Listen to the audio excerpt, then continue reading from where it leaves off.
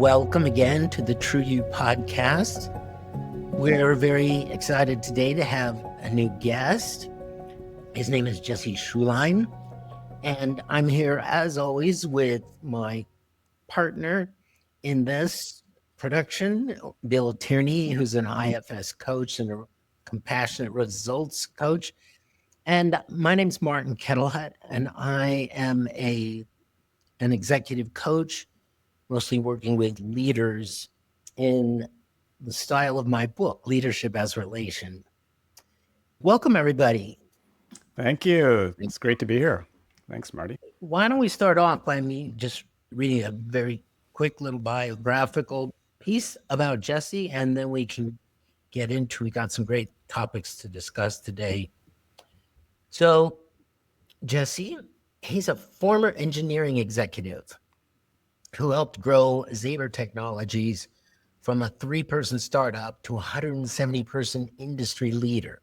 No small feat. In his mid-40s, he was searching for something more through psychedelics and meditation, looking for deeper answers about consciousness in the universe. That journey unexpectedly led into therapy, personal growth, and healing, and ultimately to internal family systems. Today, Jesse coaches people using IFS, blending mindfulness and real-world leadership experience to help them move from chasing success to living in alignment. Welcome, Jesse. Thank you, Marty. Yeah, thanks for joining us. My pleasure. For our listeners, I just would like you to know that Jesse is a volunteer in the Parts Work Practice free practice sessions that we offer 4 times a month, we being my co-leader, Allison Dyer, and I. And Jesse and I met when he reached out to me for some coaching around how to use IFS as a coach after he'd completed. Where did you have your IFS training, Jesse? It was IFSCA, the Stepping Stones Stepping program. Stones, yeah. And yeah. And which is one of the qualifiers for being able to be a practice assistant volunteer with the Parts Work Practice.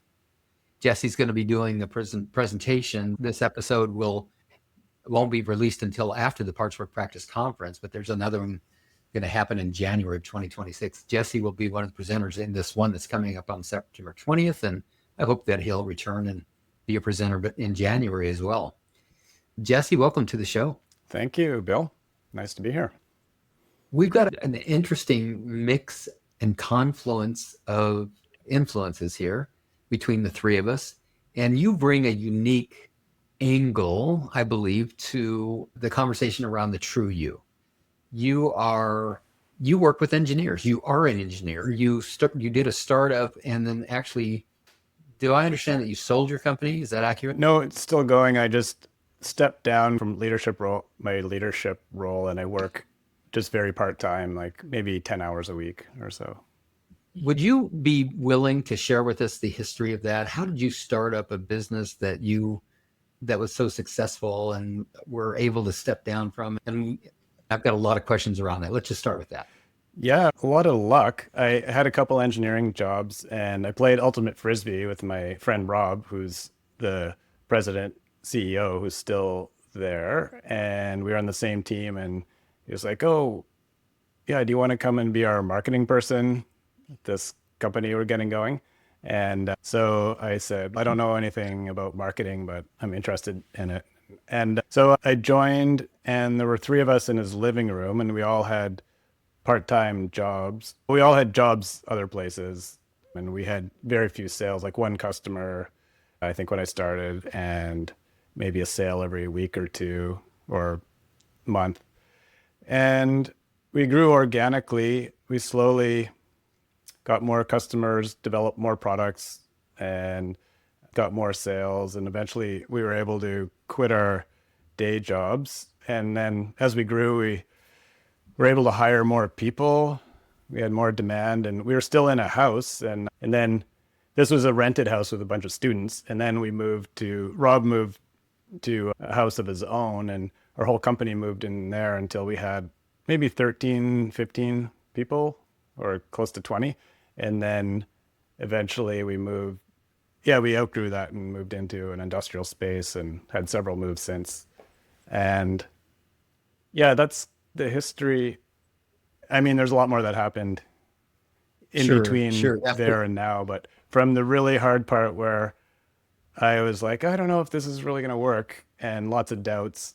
And yeah, are we to a place where we're finally, oh, this is actually going to happen and it's turning into a successful thing? What do you attribute the success to? Yeah, good question. One, one is I'm listening to customers, so listening to what people's needs are, just responding, just simple, yeah, just simply when customers ask for certain products or features that we respond and listen to that input.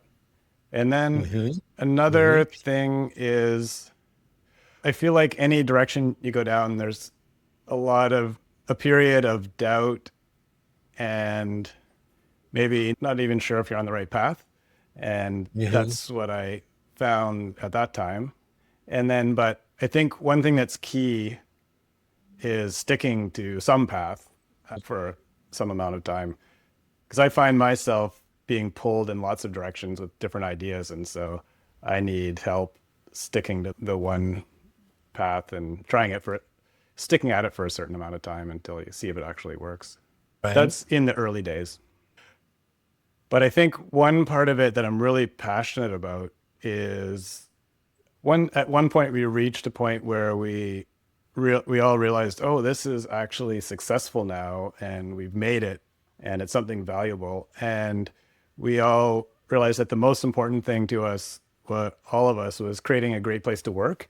And so that became the main focus. And yeah, we just put a lot into like how can it be a great place to work where people show up and they're inspired and they look forward to coming to work for the most part. And so that once that became our main focus, it wasn't about the money, but coincidentally, focusing on that thing ended up giving us even more success and like a more solid foundation. So we could just, it's this really robust system of people and systems that kind of makes it grow on its own. Coincidentally, maybe that's what you meant, but I'm curious. Do you think that there is a quasi causal connection between building a company that's a great place to be at and making lots of money? Yeah, I'd say at one point, I my thinking was, oh, maybe there's a connection there, and but it doesn't matter. We'll just try. That's our focus, making a great place to work. Even choosing the location where we were, that's convenient for people for transit and stuff, and then whether it helps us financially or not, that's less important. But now looking back, I would say that is key, and you can have a more successful company with Mhm. that focus. Yeah, focusing on people, and so what kinds of things? much more successful, I think, in my belief. Mhm. What kinds of things did you do? You mentioned one, choosing a location that was near transit. What else? What other kinds of adjustments did you make to make it a great place to work? I guess defining our culture and making sure we know what our values are, and so when we hire people, they can see if those values align with their Mhm. own. And some of those values are a lot of flexibility. One thing that's different and unique is everyone in the whole company gets paid by the hour and they can work whatever hours they want, as many or few hours as they want, within reason, because people have work to get done and coworkers that depend on them. And so the Mhm. flexibility, and we have a lot of engineers there in machine shops and equipment and we let everyone have access to all the stuff for their personal projects and things. And so we attract a lot of people that are into making things and designing things. And it's like a playground for them with all this stuff that's available. And we try to extend that to other people, like in non-engineering roles, just make whatever we have, make it available for everyone. Those are a couple of things. We have a decision making. So we train everyone and we rely on everyone to make decisions, starting we call it the unit presidency. Whether it's like changing something or making a decision, we try to empower people, give them all the information they need. Transparency is another big thing. So we share all the information that we possibly can with everybody so that they can make informed decisions. And some people are not comfortable with that. Some people want to just have a boss that tells them what to do. And so that's not such a good match for our company. So it's a little harder on the brain and more stressful sometimes to have to make decisions, but we get people used to making decisions like as if they own the company, which they also do. So we give out stock options every year and people become owners. So it's all employee owned too. This is really inspiring, Jesse. I didn't know all of this. This is so great. So great. So we could probably spend the rest of our time just talking about the culture in your company. I do want to ask a couple more questions about that. But then I'd like to move on in the direction of your inspiration to drop down into part-time and focus on coaching and get trained in IFS. Before we go there, though, how many are on the team now? Which team? Your engineering business. Yeah, about 170 or so. Wow.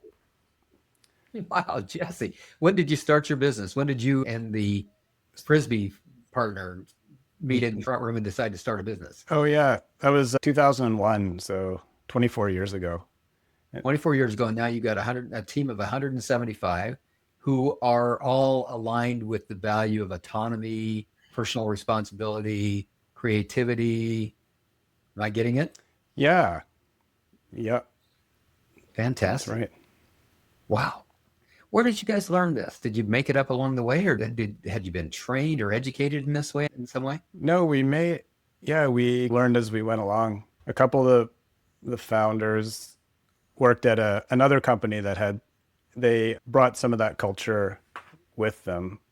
What they learned there, some of the systems that they learned, they introduced it at Zaber. And so that was part of it. We did research and learning, and we stumbled sometimes. So we would learn different management techniques. We had a book club for a long time, different management style books, and we would review them and come back. And we tried some things that felt a bit forced and probably weren't the right fit for us.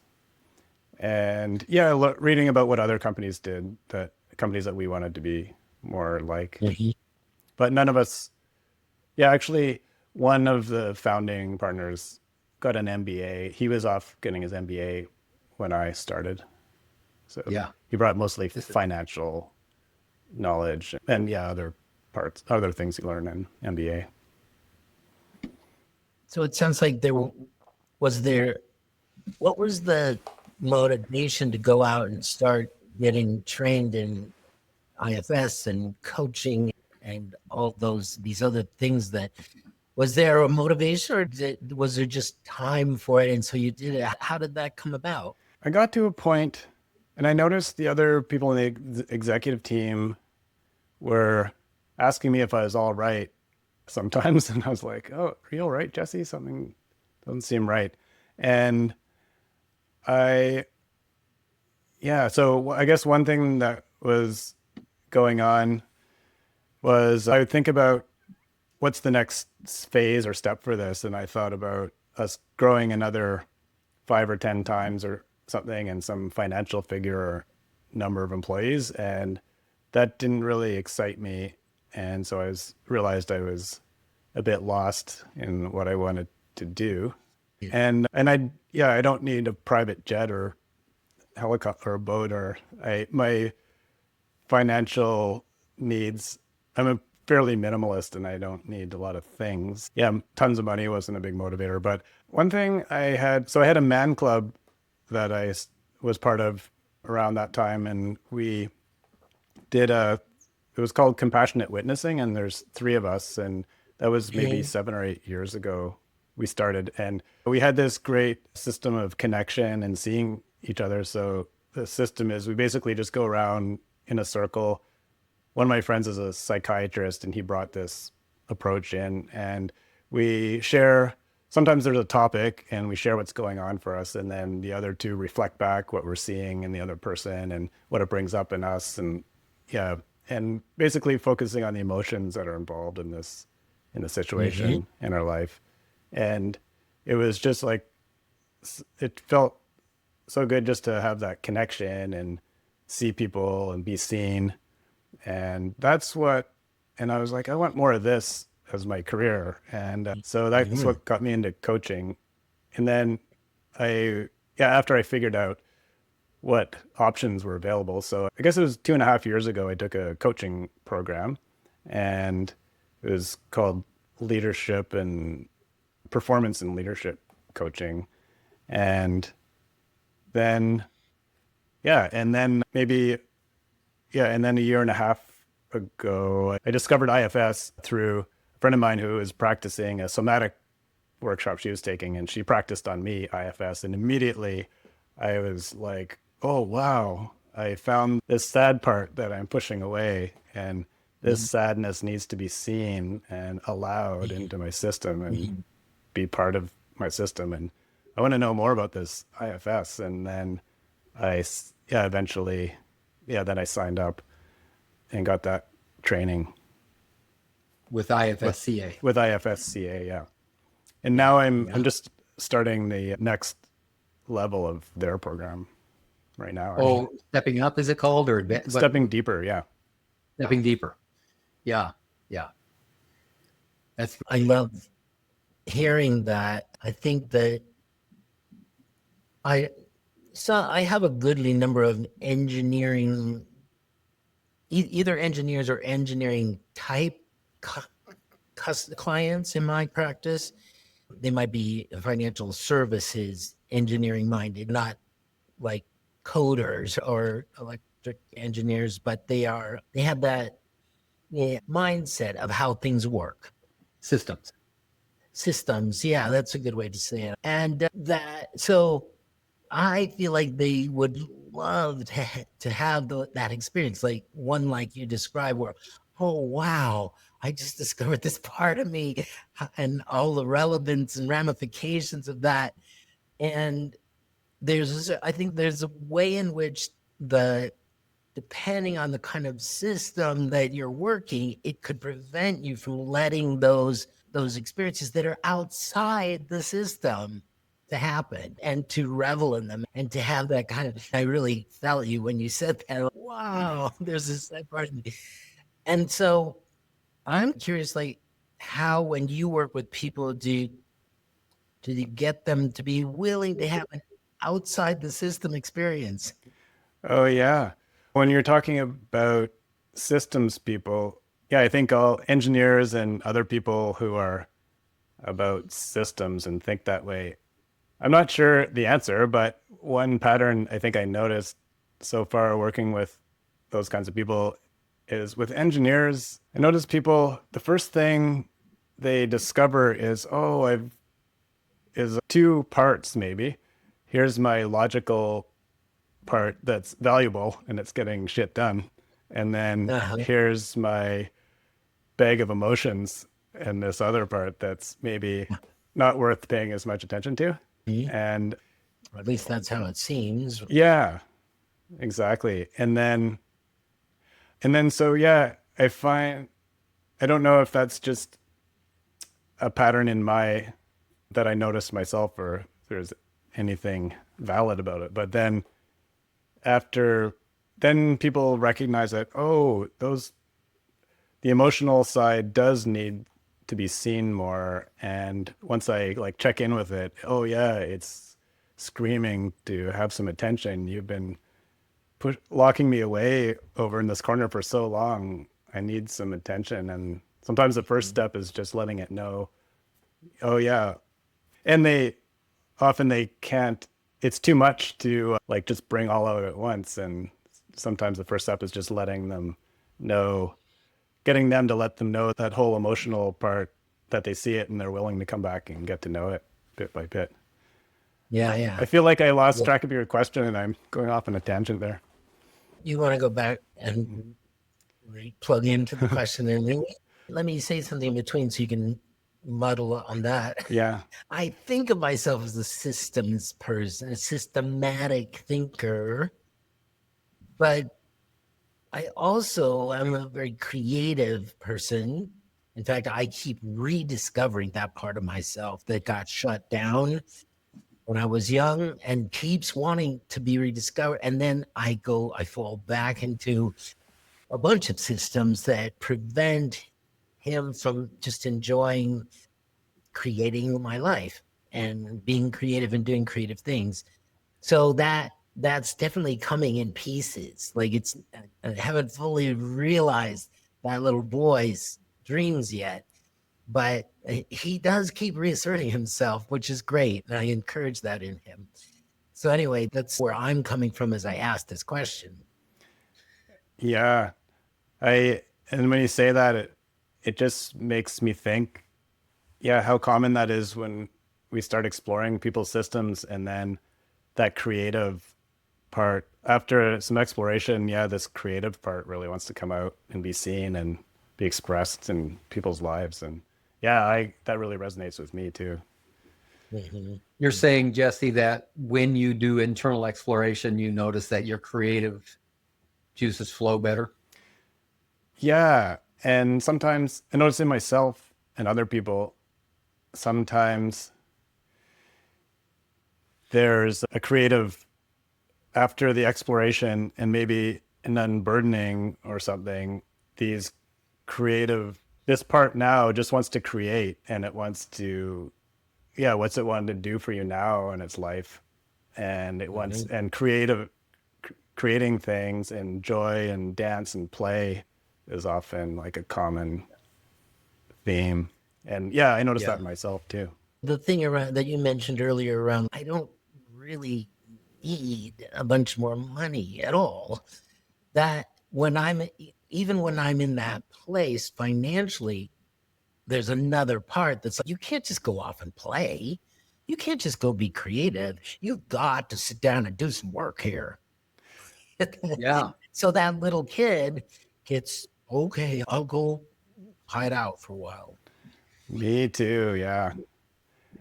And yeah, those parts that just tell you, like, they're telling you how you need to be responsible, and even if they don't remember why.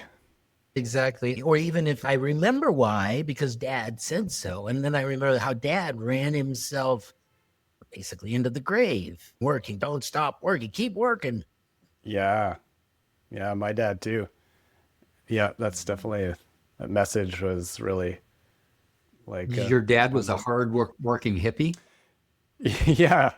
It was a weird combo, but yeah, he was a hard working kid. He was a carpenter, contractor, but yeah, he would always mostly work for himself, but yeah, had he worked a lot and would get up early and go to bed late, and he was very stressed out a lot. And yeah, and yeah, he instilled, yeah, that was definitely a message I got a lot, was yeah, you have to excel and work hard and succeed. But he had long hair and smoked pot too, so we're all made up of different parts. Thus the hippie. And you also noted in some information that you provided coming into the podcast episode that you lived in poverty growing up, that you didn't even have running water. Yeah, I wouldn't describe it as poverty, probably, because I think my parents chose to have this little piece of land in the woods in Nova Scotia on the east coast of Canada. And they went there on purpose. And we had a little farm and lived in a little shack, really, and with a few animals, cows and pigs and ducks and geese, and big vegetable gardens. And I think they were just trying to live off the land. And Yeah. we walked down the path to a hand pump, and we had to prime it and carry up buckets of water to the house up until maybe I was 7 or so when my parents split up.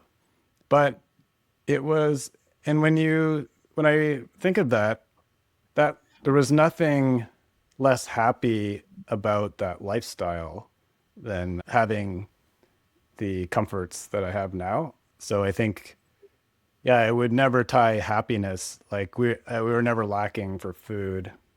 And I would say how much love you get and how much I got, it varied. Sometimes my dad was angry a lot, and sometimes I lived in fear because of that. But there was also love there too. And I think that can be the same whether you're like carrying water up a path or have all the luxuries in the world, I think. Yeah. Yeah. Curious if IFS coaching is right for you?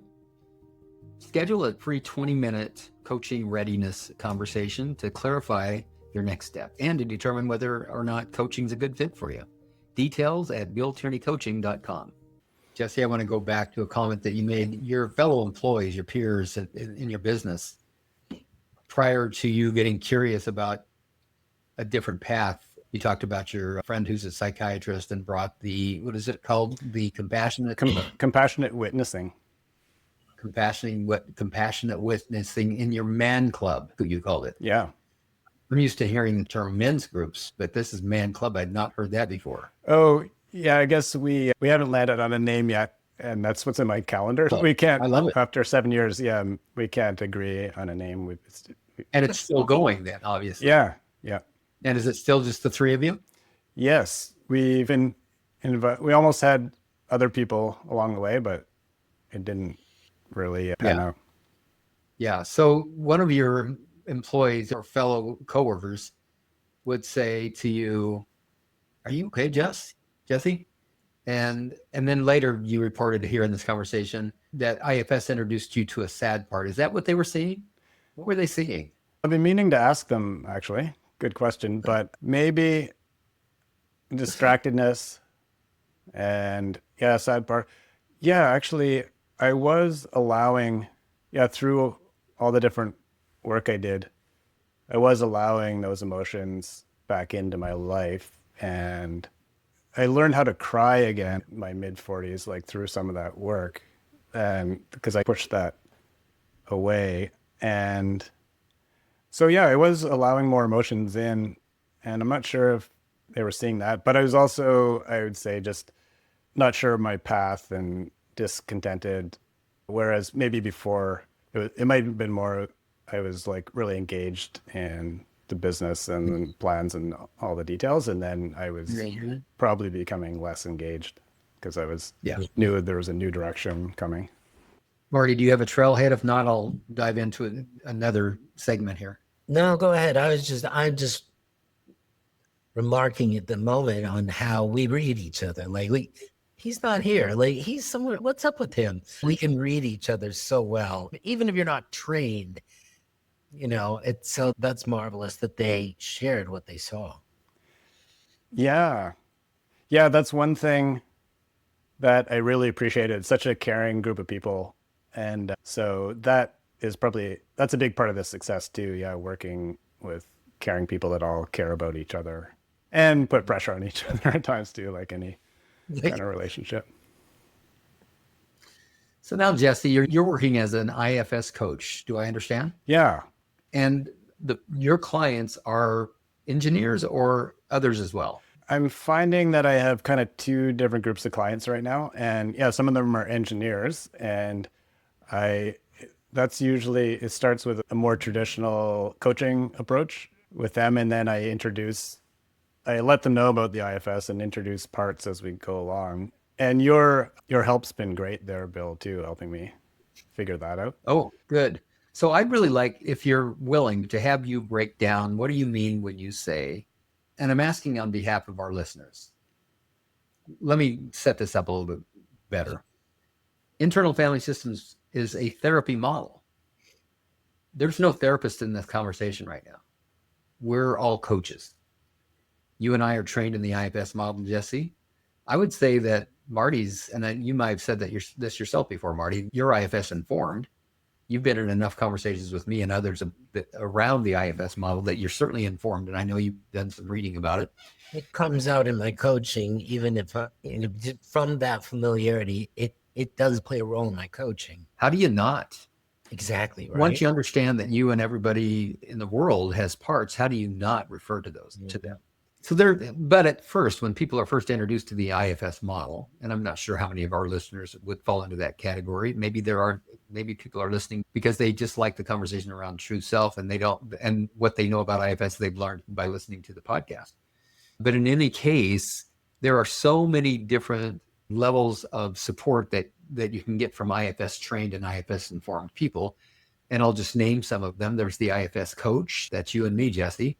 There is the IFS therapist, which I would say is like on the other end of the continuum, IFS coaching and IFS therapy. And I'd like to get into a little bit of talking about what can somebody expect to have happen different in an IFS coaching relationship than in an IFS therapy relationship. And then there's the IFS practitioner, who can be a bit of a hybrid of both, where the practitioner can act like coach, can act like therapist, and maybe even applies it in a specialized and customized way, the IFS model, to things like somatic work and massage and physical therapy and being a physician and that sort of thing. So when you say your relationship with your engineer client starts out in the more traditional coaching forum or format, what do you mean by that?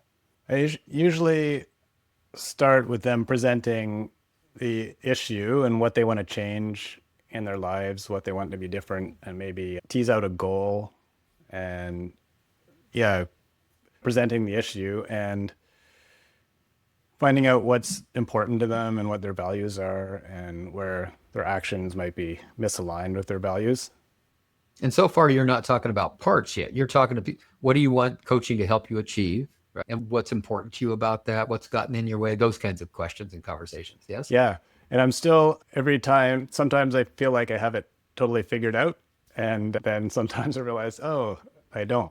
But what I do is I'm always being a parts identifier too, as that's going on. And so as we get to some point, I'll say, okay, I notice there's part of you that is thinking this and a part of you that's thinking this. Does that make sense to you? And then sometimes people sometimes people don't really resonate with that language, and it's they don't want to jump on board with that model, and that's fine, and I just keep going with other traditional coaching methods. But then some people really, oh yeah, and they will dive in deep and get to know those parts, and then we can have some more traditional IFS getting to know the parts. And then from what I've learned from you too, Bill, is like when people identify goals and actions, just like looking at what parts are going to get in the way of doing that next thing, and how do all the parts feel about taking that next step, making sure all the parts are on board. And so then you check back with their original stated goals for coaching to see if they remain the same or if they're making progress. Is that the idea? Yeah. Okay. Yeah. And then I think, I think from an earlier question too, it just made me think about the other kind of group of clients I have it's more pure IFS work. They want IFS. And I work with a few people who are starting their IFS training and want to get more IFS. And I am not using the word therapy on purpose, but since I have the training in IFS, most of my class were therapists, and I think I might have been the only non-therapist there, but I would consider most of the people that you trained with were therapists. You were one of the only, if not the only non-therapist. Yeah. Interesting. Okay. As a coach, I'm a little scared of using the word therapy because of the way that it's defined is different from coaching. Yes, you are learning a therapy model just as I did. Yeah. And now you're tasked with figuring out how to use the therapy model in coaching so that it's not therapy and you're not a therapist. Yeah. Yes. Yeah. Exactly. And what is the concern? You say you're careful about using the word therapy. Why? I guess one thing I noticed is with the IFS training, I feel like IFS gives a full set of tools to handle all the things that are going on with you in your life. And some people have some really tough parts that are really tough on themselves. And Critics. yeah, critics, and then but there's the whole therapy model of diagnosing, that just the knowledge of that, the expertise that people need there, that's outside of the IFS model, but that That's right. always comes in and makes me nervous. Yeah. Like whenever, yeah, I think yeah, that makes me a bit nervous about getting into Yeah, the yeah. whole So I area of understand therapy. completely. I understand completely. I have the same concerns. In fact, I've gone to great length to write a lot of articles about what is the difference between coaching and therapy, and what can you expect in therapy that's different than what you can expect in coaching. And honestly, even as much effort as I put into getting clarifying that distinction, it's a very fine line. But you pointed to one that's a blatant, obvious one. Number one, coaches don't diagnose. I wouldn't say to a client, given that you're bipolar, I wouldn't necessarily run business. But what I might say to a client is, I'm noticing that last time you came in for a session, you were all excited about this, and today I noticed that you're just down on it. Can we explore that? Can we explore what's happened and what's gotten in the way, without a preconceived idea that, oh, because this client is bipolar, this is what I should expect from them, and then let me just assume that they have mental illness or whatever that might mean to a clinician. So there's definitely some care to be taken there. Because IFS is a therapy model, I want, as a coach, to make sure that I'm not acting as a therapist, and that can be confusing. But what you described as the traditional coaching approach of identifying objectives, accountability, that sort of thing, is what actually makes the difference. But you're adding some power to it, because when their parts now get activated around achieving a goal that they've never achieved before, you can assist them by helping them get curious about those parts. Yeah. And a couple of things come to mind when you say that. One thing that I've noticed is sometimes at the end of a session, when people have gone really deep and gotten to know parts, and I guess are in a lot of self energy, there's a coaching part of me that's saying, okay, now let's talk about the next goals and stuff. And what are you going to do next? And that kind of made the whole situation a bit worse. And really, they just need to finish and be in that space, and then allow insights to come in.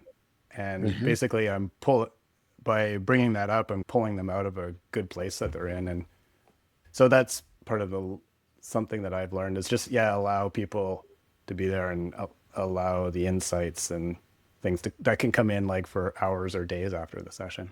Right. So for continuity between sessions, then you must then bring back that. Now, given you've had this experience and you've had all these insights, how does this apply to your objective or your coaching goal? Is that Yeah. what you do? Yeah. Now that they've had some time to percolate. Yeah. Yeah. Yeah. So you said you have IFS therapists who are doing IFS coaching with you. Is that right? Yeah. Most of the people in my class, in the courses I've taken, were therapists. And I'd say some clients are, yeah, right now, not necessarily therapists, but they're taking an IFS. Yeah, they're taking an IFS course. And they want coaching as opposed to therapy. They just want to experience the IFS system and get to know their parts, and so that they can be better prepared to be an IFS practitioner themselves, which I think is really important. I try to always keep that going. And I feel like it's a lifetime process getting to know myself and my parts. Yeah. You must be more complicated. I got myself all figured out long ago. Yeah. What did you figure out, Marty? What's the unified model of Marty? Yeah. Jesse, I'm also curious about, given the training and experience that you've had in your life, there's the model, there's the application of the model, there's a process that we've all been trained in, that have been trained in the model. So we know how to help a client identify trailheads and parts to explore. We know how to get to distinguish the difference between these different kinds of parts. There's managers and firefighters and exiles. And so that can, not always, I've learned that not always, but it can provide to the trained practitioner like a map, an internal map or an image of what's happening in there, what's happening in the human psyche, that there are parts and that there is self. And so with that kind of a model, it makes it a little, for me anyhow, a little bit easier once I started understanding this, to know where I was on that map and what the goal of exploring these parts were in the first place.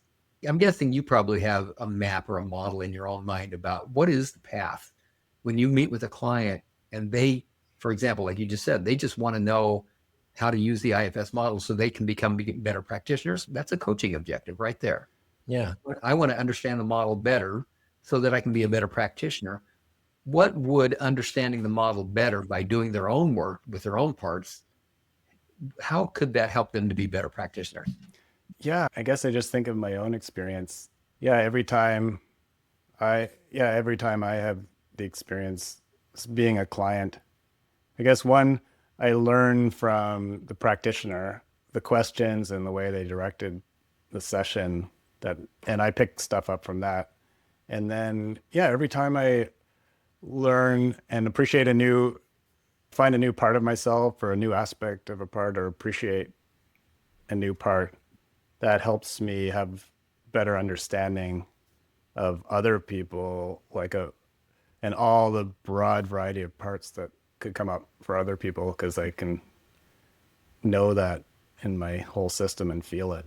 Yeah. And I can I think it allows me just to be there more with the person and just know, oh yeah, I get that. I know that. Yeah, so they might be going in to this level and this depth for the first time, but because you've done your own depth of work, that you're not intimidated by that. You can go there with them and continue to be their guide, their Sherpa, as they go inside. Yeah. And maybe have confidence, know that everything's going to be all right. They can handle that part's going to be safe, because I found out in the end it's safe for me. In the IFS model, what seems to be and what is accepted and practiced is that at the core of a burdened system is a burden. And how would you define a burden, Jesse? Thinking of one example, I think, yeah, so one example of a burden for myself, this might not be a definition, but just the expectations, like a part of me that I've gone through a lot was just carrying the burden of, one example would be being just responsible for the world and all the people in my life. And it's just carrying this heavy responsibility. Like, this part needs to find the solution. Yeah. And if this part doesn't carry this burden, catastrophe is going to happen. And ultimately, yeah, this part, like, I won't be loved. I'm giving up if I don't carry this responsibility, I won't be loved or have a place in the world. And allowing, yeah, so through the process of IFS, getting to know this part and allowing it to trust that it can give up this burden and see that where it picked it up, and that it doesn't need to carry this responsibility, and then helping it walk through the process of releasing that responsibility or burden in a way that, like, it can feel in the whole system. Really well said. So in the example that you just gave, trying to be responsible for something that you can't be or not becomes a heavy burden. And when a part finally realizes that they don't need to carry that heavy burden anymore and they can release it, then that frees up that protective system that's been organized around that burden for as long as it has been, often decades. Yeah. Yeah. And how that shows up for me is, I don't have to be responsible for all my siblings and family and all the problems in the world. And I don't have to carry that responsibility. I can still feel the pain and recognize the pain and suffering that's happening, but I don't have to carry it as my own, and Yeah. you can live lighter. Yeah. Yep. Yep. When you're traveling lighter, you can make more, you can travel more of a distance and enjoy the road a little bit, enjoy the journey better. Yeah. We are coming up on the time to end, and I want to make sure that as people have listened and as they relate to you, Jesse, and resonate and imagine possibly working with you, I want them to know where to find you and what's the process look like? If somebody wants to work with you, first of all, how do they find you? They can go to my website, rechargecoaching.ca, and they can click a link there on the page to schedule a clarity call, discovery call. And I'm on LinkedIn. What's the cost for and that? YouTube. And that's free. Thanks for asking, Bill. Yeah. The discovery call's free. Free discovery Okay. call. And how long does that take? Usually 20 minutes. And I schedule 20 minutes for that. And sometimes it gets I often allow it to go a bit longer if we get into Sure. the detail. What's the purpose for that call? That is to see if we're a good fit for each other. I let clients know what I have to offer. They can get a feel for me and the tools that I offer, and they can provide a bit of and they can see if that feels right for them, if it's a good match, and they can give me a bit of an overview of what they're dealing with and what they want to get out of working with me. And I can see if that's the right type of work for me too. So just get a feel for if it's right to work with each other. rechargecoaching.ca, and then you just take it from there. Yeah. Okay. Anything else you'd like the listener to know before we sign off? Can't think of anything. Yeah, I think what's coming to mind is what you say a lot, Bill. You're full, whole, and complete. Do I have the right words? Whole, perfect, and Whole, complete. perfect, and complete. Yep. Yeah. Yep. No, but yeah, I look forward to hearing from anyone who wants to get in touch. And yeah, I really enjoyed this conversation. It felt like it flew right by. It really did. Anything else, Marty, that you want to say or add? No, it's just a joy to meet you. And if you want, you can come back sometime. We could talk some more. Yeah, thank you for being. There is a lot more to talk about. But Jesse, you gave us a lot of talking points that we never got to today. For example, psychedelics. Yeah. You got some experience with that, with meditation, looking for answers in the universe, several things that we could continue to talk about. So yeah, maybe give it a little bit of time, a little bit of breath. I'd love to talk with you sometime back on the podcast after our Parts for Practice conference is completed to see how that experience was for you and before our next one in January. Yeah. Maybe we schedule another one then. Yeah, that would be great. Okay. Marty, Jesse, thank you guys. Yeah. Until next time. Pleasure. Pleasure. Thank you both. We appreciate who you are, that you would be listening to this podcast, and want to acknowledge all those parts of you that yearn for the experience of the true you. If you like this episode, click like, share it with others, and be sure to subscribe. Listen again next week for the newest episode. Check show notes for a transcript and a link to resources, including a link to let us know if you'd like to be a guest on our podcast. Thank you for listening and going on this journey with us back to the true you.